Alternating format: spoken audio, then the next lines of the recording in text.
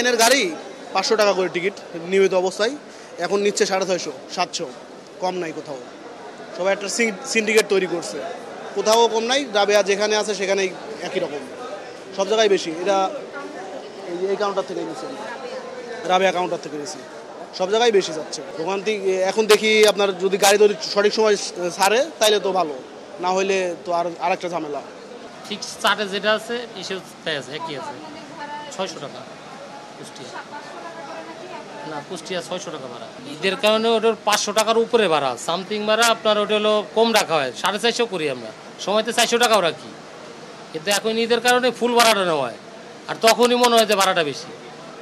বুঝতে পারছেন, চার্টে যে সরকারি চার্টে যে ভাড়াটা আছে ওই ভাড়াটা তো কেউ দেয় না, বা কোনো কোম্পানি নেয়ও না। এই ঈদের সময় আসলেই পরিপূর্ণ ভাড়াটা নেওয়া হয়, তখনই মনে হয় যে বেশি। নর্মালি সময়ে ভাড়া হচ্ছে 650 টাকা, এখন নিলাম হচ্ছে 750 টাকা। 750 টাকা, 100 টাকা বেশি। হ্যাঁ পাইছি তো, 100 টাকা বেশি নিছে। হ্যাঁ হ্যাঁ হ্যাঁ। 12:45-এর গাড়ি আর কি, ছাড়ার কথা একটার সময়, কিন্তু গাড়িটা এখনো পৌঁছায় নাই আর কি। না না, ভাড়া ঠিক আছে।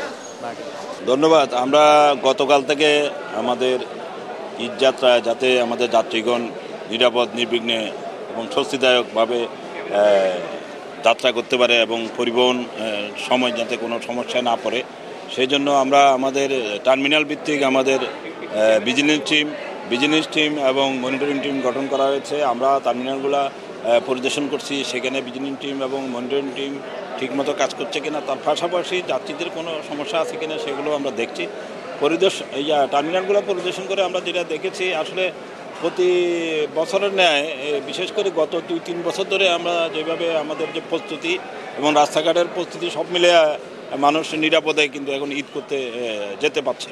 তো অতিরিক্ত ভাড়ার বিষয়টাও প্রতিবার আমরা মনিটর করি।